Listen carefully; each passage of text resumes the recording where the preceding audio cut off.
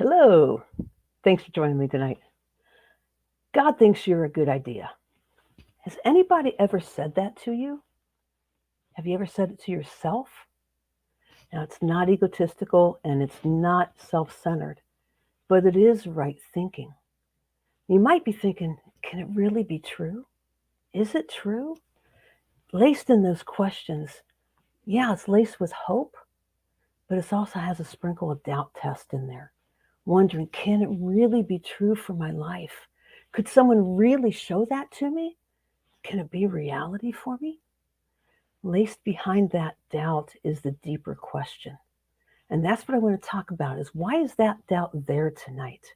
Why is that doubt there?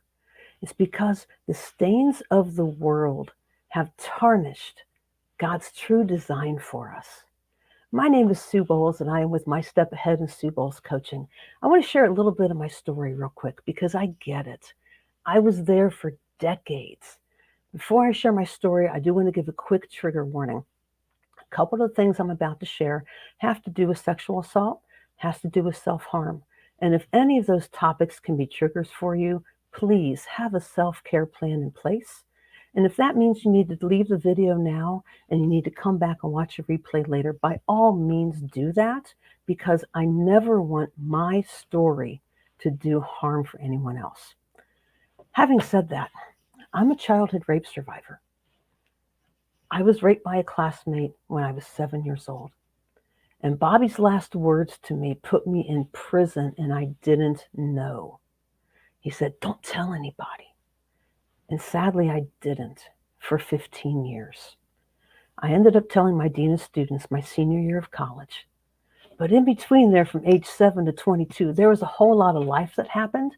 And from 22 to my 50s, when I 40s, when I finally started dealing with it, there was even more life that happened. There was other sexual abuse by a neighborhood kid when I was growing up. I was twice suicidal. I considered twice killing myself.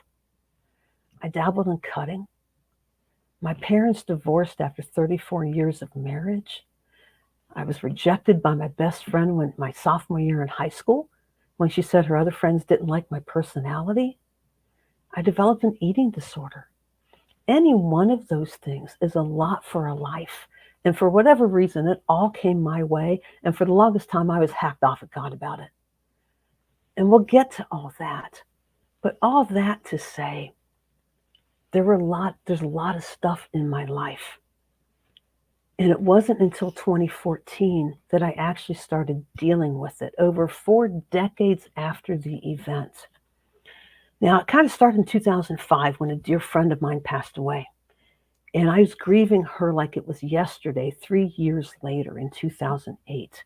That is what led me to getting connected with my counselor because my eating disorder flags were starting to pop up. And I had to do something or I was going to be imploding worse than I already was. Now, Amanda and I have a fantastic relationship.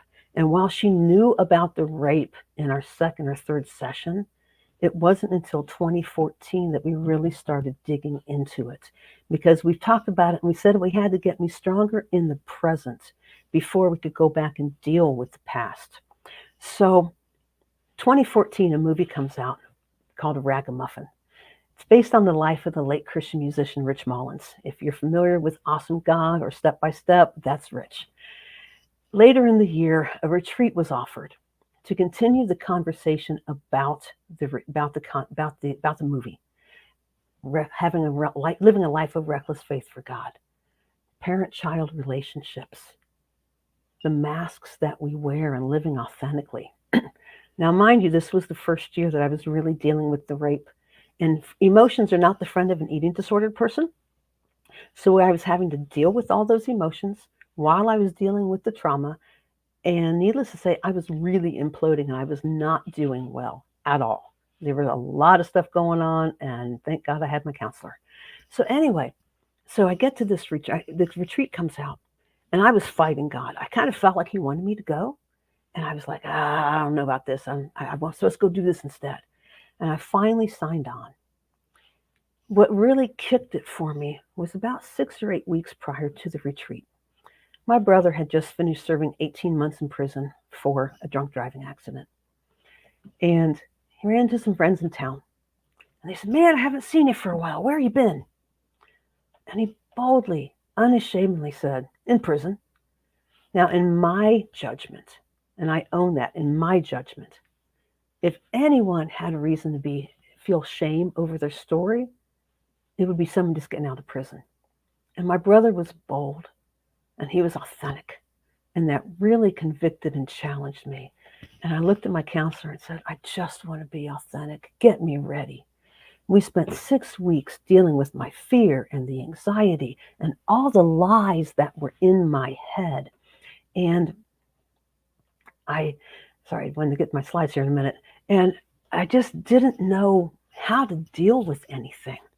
I went into that retreat calling myself the holy exception, believing the lie. I was too screwed up, too far gone, and I was a waste of space for God. There's nothing special about retreat. There's nothing magical about it. The staff gets out of the way to let the Holy Spirit do his job. And I'll put up the website there real quick, because the next retreat is in April. It is open for anybody. So please take a look at that. If you'd like to join us, we'd love to have you join us. But anyway, when I went to that retreat, I was chained to my masks. I was wearing a mask because I didn't know how to deal with what was stirring underneath. Those lies held me captive, and the enemy likes to hold us captive. I'm going to switch over to some slides here, and we'll do it this way so you can see these better. So the question becomes, what are the lies? The enemy comes to steal, kill, and destroy. And if he can get us to believe the lies, then he's a happy camper. So these lies that I was believing are some of the ones that I think we all struggle with. God can't use me. It's my fault. I was struggling with that one really bad. I'll never heal. And are you hearing the grave generalities in these? It's either or, is nothing in between. It either is or it isn't. And that's part of the enemy's deception. I'll be rejected if I fill in the blank, break down, tell the truth, draw a boundary. I didn't know what a boundary was. That's what we were dealing with for the first 6 years. I'm not good enough. How many times do we compare ourselves to others? No one cares. That was one of the lies that I believed that had me considering killing myself. And if God loved me, this wouldn't have happened. And finally, I'm too screwed up. There's no hope. How many of us have felt those things? How many of us have struggled or even yet believed them? But here's the thing, if you think about that, those lies are an extension of the lies that were planted by the enemy in the garden. Did you catch that? Those lies are extensions of what the enemy planted in the garden when he deceived Eve. There's a fight between the head and the heart, and we feel it. And sometimes I feel like I'm a rope in a tug of war, going back and forth. Which way am I going to go? I can't go. I got the lies, I got the truth, and I don't know where the happy medium is in between. But as a Christ follower, the Spirit speaks truth to us. And our truth is found in this next verse I want to share with you. It's something I've just recently seen in a different light. We know this verse to be the prophecy that Christ fulfilled in front of people, said, I am the Messiah, I am he. But check this out. This is our truth. Isaiah 61, 1-3. The Spirit of the Sovereign Lord is upon me, because the Lord has anointed me to proclaim good news to the poor. He has sent me to bind up the brokenhearted and proclaim freedom for the captives, release from the darkness for the prisoners, to proclaim the year of the Lord's favor and the day of vengeance of our God, to comfort all who mourn and provide for those who grieve in Zion, to bestow on them a crown of beauty instead of ashes, the oil of joy instead of mourning, and a garment of praise instead of a spirit of despair.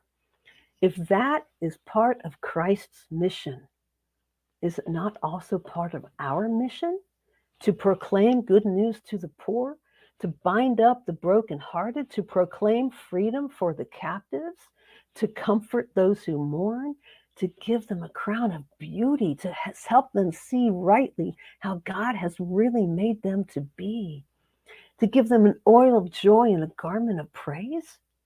Are not all of those things what God has called us to be for others? Praise instead of despair? And I love this, oaks of righteousness, a display of his splendor. We are to be a display of God's splendor. And when I said at the start that the stains of the world have tainted God's true design for us, that's what I mean. We read these and we're like, that is not me. And it's not gonna be, because I'm too screwed up, too far gone. I'm a waste of space. There's no way God could do this for me. That was good for back then, but it's not good for me. When I went to that first retreat in 2014, I called myself the holy exception because I had bought that lie. And it's no wonder that the enemy wants to leave us sidelined. He uses our past so he can chain us to that sideline. He's not creative, but he's also very firm and fierce in what he does. The lies bring doubt, and the Spirit is fighting to free us. We put on masks to make us feel better about ourselves when the lies are winning, yet we fear the truth. I want to say that again. We put on masks to make ourselves feel better when the lies are winning, yet we fear facing the truth. Because a mask, when the doubt's too strong, a mask is us trying to fake it till we make it. But we never make it. How many of us have used that phrase? How you doing? I'm just going to fake it till I make it. But that's a lie right there as well, because we're not owning what's going on. We're not dealing with the truth of whatever the matter is. John 8:32 gives us the promise that the truth will set us free. Now, yes, there's the joke at first it'll make you miserable, and there's probably some truth to that. But that's the war we feel inside, is that we want this, but we're stuck here and we don't know how to get there. That's where I was in 2014. It's only been 8.5 years. And if you had told me then I'd be doing what I'm doing now, I would have laughed you off the face of the earth, because I didn't buy it, because it was the exact opposite of what I was believing. So the question becomes, how do we cooperate with the Spirit? There's that war inside we're talking about. So how do we cooperate? The first thing I said a minute ago, we have to acknowledge the struggle. Realize that denial is the mask of humility.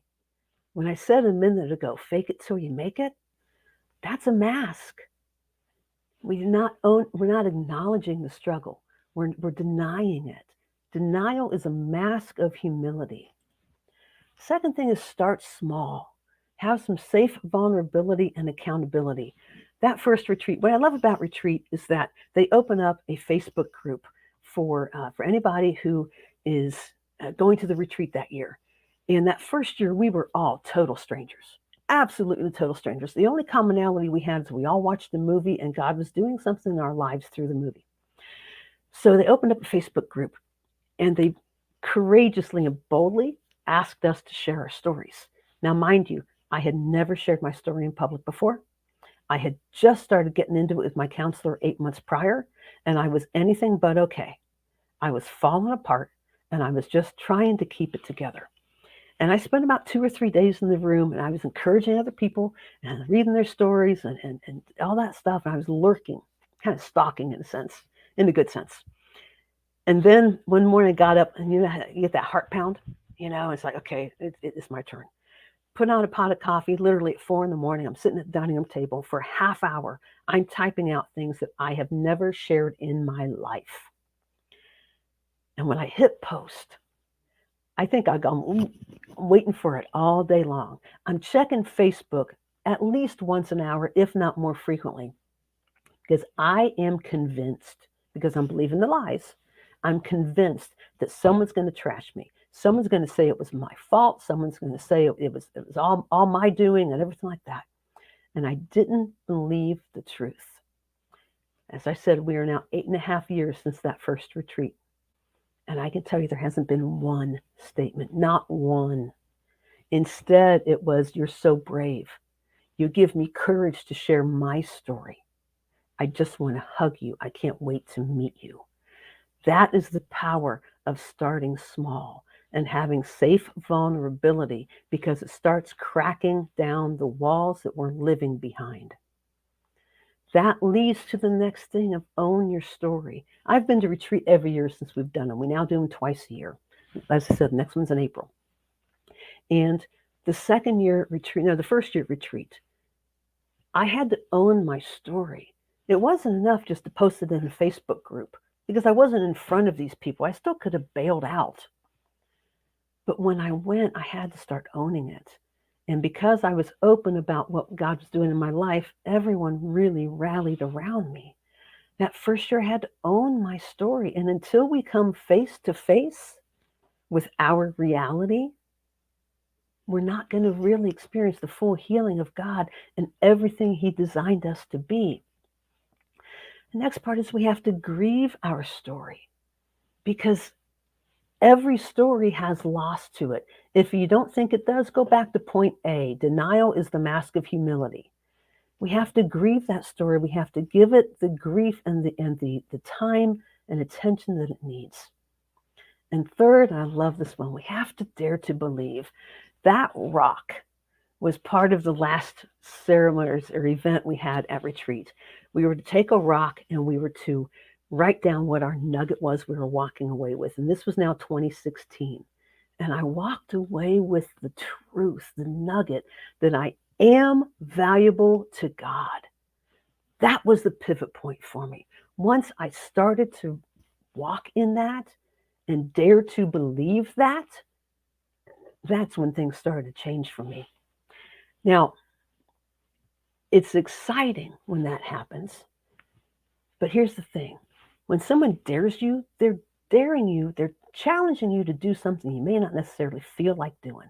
I can't say I really felt too valuable to God just yet, but I was holding on to hope that there might be a little bit of truth to that. And I said at the start, my business name, my company name is My Step Ahead. And our motto is, you only have to be a step ahead to help the person behind you.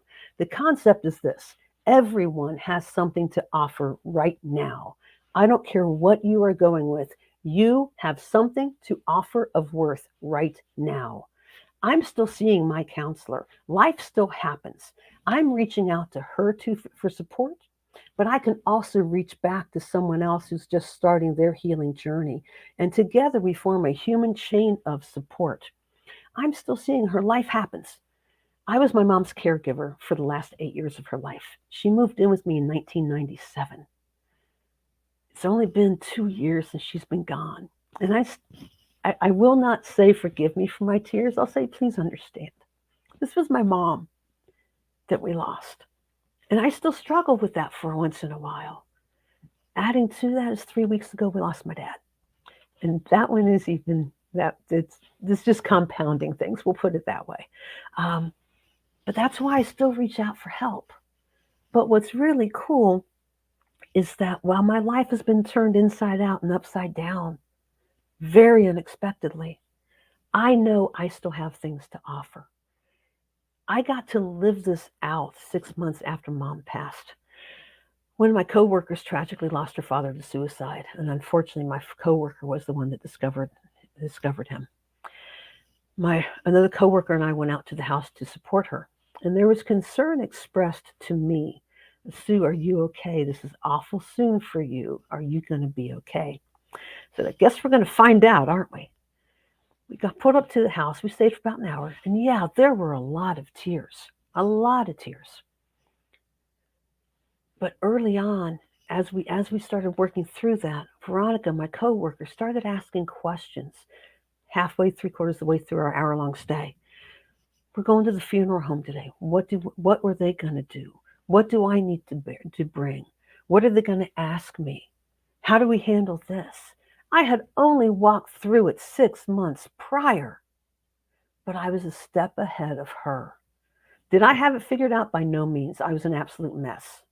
I was trying to figure out who I was and where I just landed, because my identity had been as my mom's caregiver for 8 years. And suddenly I was trying to figure out, who on earth am I now? And what do I do about that? I didn't have it together, but I was a couple steps ahead of her, and I could help her.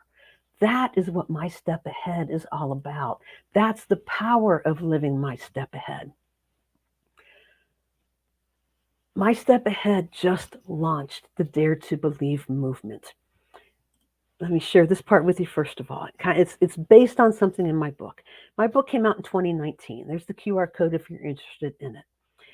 The first half of the book is my story in much more detail.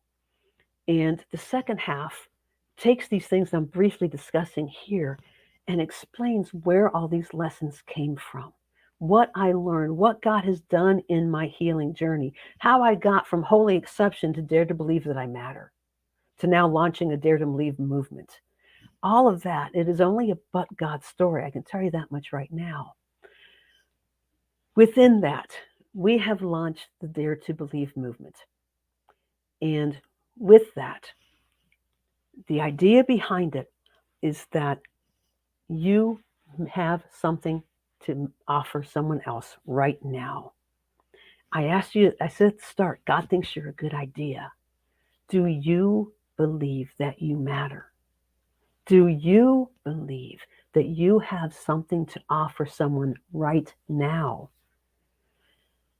I've put together a little PDF called The First 4 Steps to Healing. If you go to daretobelievemovement.com, you can go to the website. There's the QR code there. Sign up for the updates. Dare to Believe movement is going to become, and is already, a groundswell of movement. And it's been so exciting to see so many people writing in and saying, I want the updates. I need this. I want this in my life. I'm taking the dare.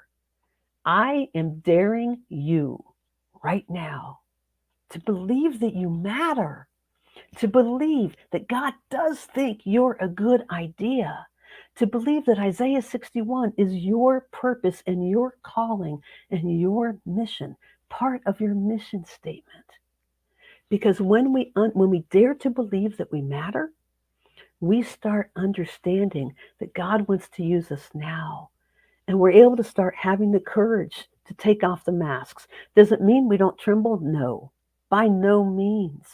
I still get scared when I need to. Sometimes when I even come on to speak, I still tremble because of what God has done and because of what He's doing. But I hope you hear the passion it has become for me now, because I have seen it at work in my life. I have seen the Spirit of God transform not just my life, but so many others. One of the greatest joys I have when I speak is when people come up and say, this one little thing you said just really captured me. I'm speaking at a ladies' retreat this coming weekend. 2 weeks ago, I did a short teaser at their service. I was just talking about this just briefly. And we were talking about masks. The theme is unmasking me. And after service, a young lady indicated she prayed to receive Christ. So I was called over to talk with her. And she shared with me that one little thing that I had said about masks helped her take down her wall, where she then prayed to receive Christ. And now her and her mom are coming to the retreat this weekend. She's taken that first step of daring to believe that she matters. She told me that she's done letting her past define her, that she now has to deal with it. She's taken that step of humility, and she's taking that step now of owning her story. I'm excited to see what God wants to do. That is the power of the Dare to Believe movement. I invite you to join us. I would love to send you that PDF. If there's anything I can do to help you, the vision for this, right now we got the website. We're going to have a Facebook community, an online community, because in a few months, we want to have an online community where it's safe for you to explore, to doubt, to question, to challenge, to struggle, and to share your victories. Because learning a new way of life doesn't come easy, and we can't do it ourselves.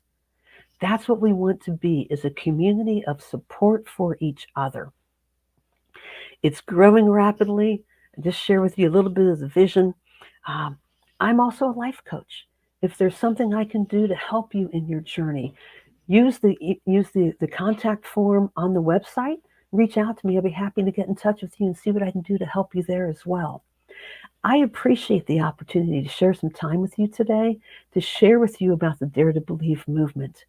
I dare you right now to believe that you matter, that God wants to use you where you are, no matter what you're going through, because He thinks you're a good idea. We've got a little bit extra time. I see some comments over here. Uh, Happy to answer any questions you may have. Thanks for subscribing. I saw that. If there's any questions, like I said, I'm happy to answer those for you as well. Um, and I'll be on also afterwards. I'm happy to hang out in the chat for a little bit.